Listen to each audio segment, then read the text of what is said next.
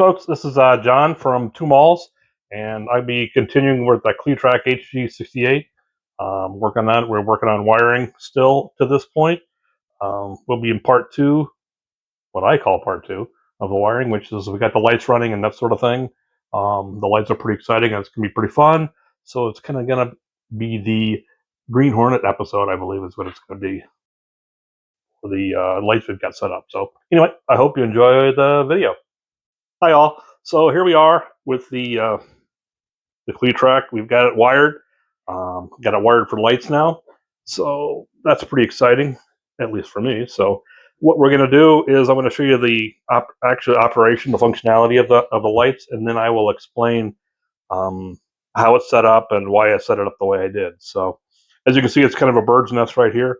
Kind of like one in Beijing, but more colors, I guess you'd say. So anyway, let's see. We'll go back to our kill switch. So we got a kill switch, remember, in an earlier episode. So we just turn it to on. So now we got power to the wiring coming from the battery through our starter switch. So with this power on, I have set up, as you can see in the reflection here, I have set up green halo lights, just like the Green Hornet's Black Beauty. So always my favorite show as a kid. So I thought, that's an interesting opportunity to incorporate halo lights, just like Black Beauty, into this tractor. So that's what we've done. These are daytime running lights, I guess you'd say. That's what they call them nowadays. What we've done is it runs off I set up a relay. This yellow wire, it's hard to say, there it is. The yellow wire in the relay goes to the center there of this relay, and it actually is a normally closed connection. So whenever the power is on, it's got power. And then the slick thing is when we go down to our switches, I've got two switches here. The red switch is the lights. Two switches here. The red switch is the lights. Boom, turn on the lights. And now what happens is those halo lights go into halogens and they're like headlights. So that's pretty nice. And then in the back, we have, because it's a slow-moving tractor, another set of halo lights that are red.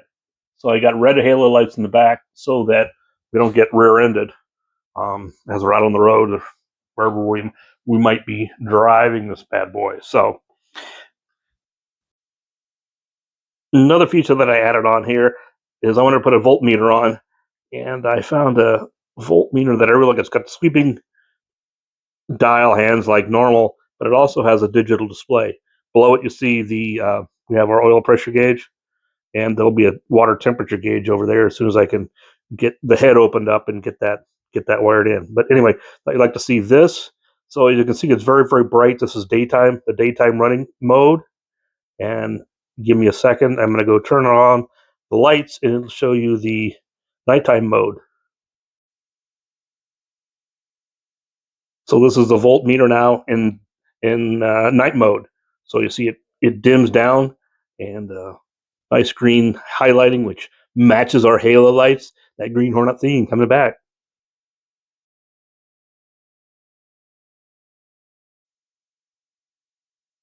This vehicle is also going to be used. I'm planning on it's going to be used. So in the field, I got forest to run it. So I also have a set of lights here on an amber switch, lighted switch.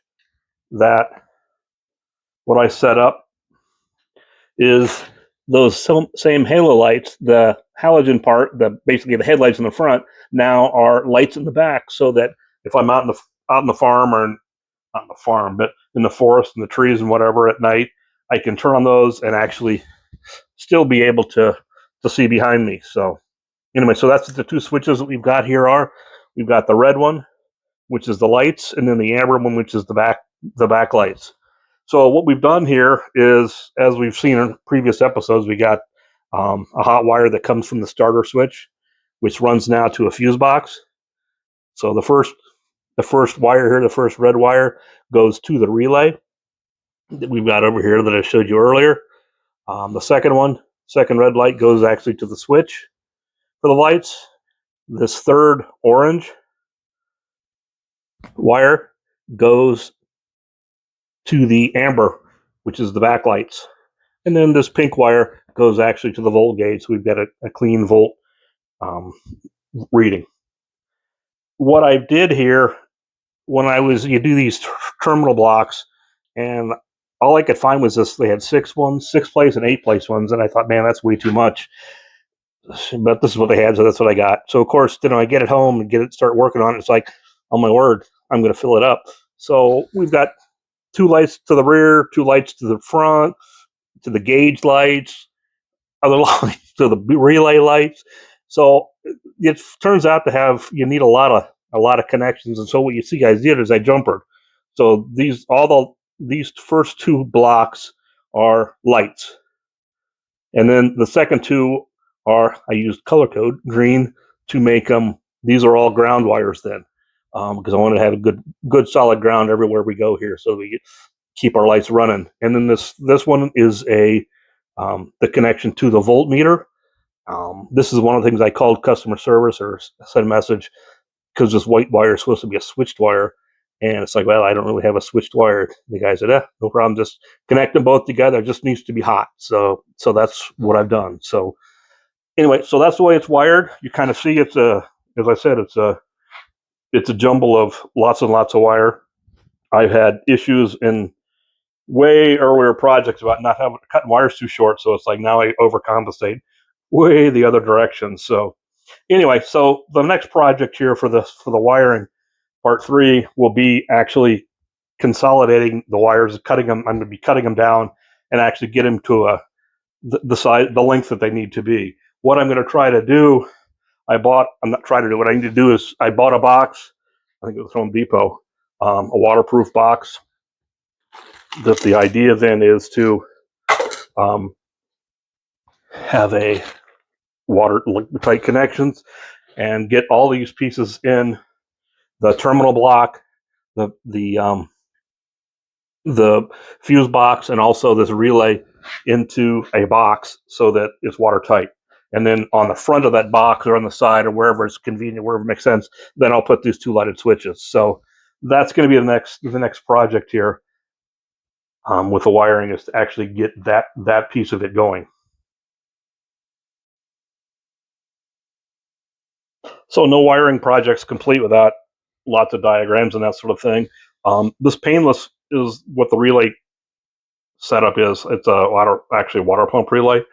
These painless people, I had several questions about, like, say, that middle, the yellow wire that runs to that normally closed, and they sent me some connectors that I had to use, just gratis, just sent them to me in the mail. So it was very nice. Charlie's the guy that I worked with there, was working with me. He's wonderful. I've got some other projects going on with electrical. I will definitely be going back to painless for that. They were definitely not painless at all. It was great to work with them. This is Max Toe. This is the volt gauge that I mentioned, or that I showed you. This is the people that did this. They're actually, I had an email with them as well about the 2 wires. So anyway, I really like their gauges. They've got some beautiful. They're all very that two-way with like the digital and analog sweep. So anyway, so that's what they do. I'm in the process of doing this. You always have to do wiring diagrams. This is like version 8, and it's not at all finished. So when I'm actually complete, which I'm just about there now, as I just showed you, I will actually redo this so that it's complete and exactly represents what we've got on this CLETRAC. And when that happens, I will post it here so it's so you can see it. So and have it available for you. That was the thing.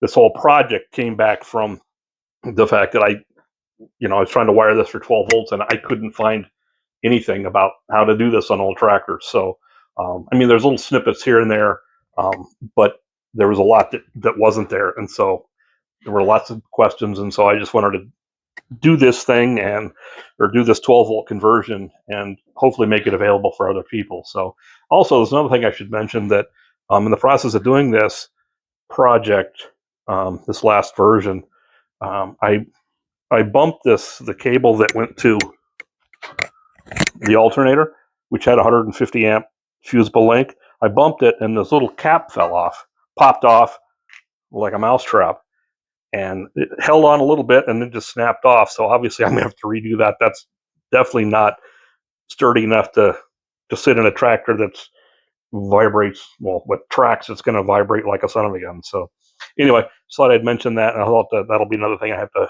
fix and replace. So I mentioned the Green Hornet, and this was when I was a kid. This was in the mid '60s. This was my favorite show, mainly because of the car, Black Beauty, which was a 1966 Chrysler Imperial Crown that Dean Jeffries customized to the cost of $50,000. It sounds like, and made a beautiful, beautiful car. So anyway, I bought these series of videos that basically the show is interesting. That as you can see, they're Chinese. They are actually these are from China. Who you can see the lead character here is Bruce Lee, who is from China, needless to say. So it's interesting. I found these, and just it's interesting. It's great to see Bruce Lee. I mean, he was probably the first Asian actor to really make it big into any kind of TV series and that sort of thing. So very cool. It was very good. So sad to see his demise so early. So also my childhood. Look at this. I actually have from my childhood an actual Green Hornet 4. Is that cool or what? Oh yeah. Challenge for the Green Hornet. His aide, Cato, and their rolling arsenal, the Black Beauty.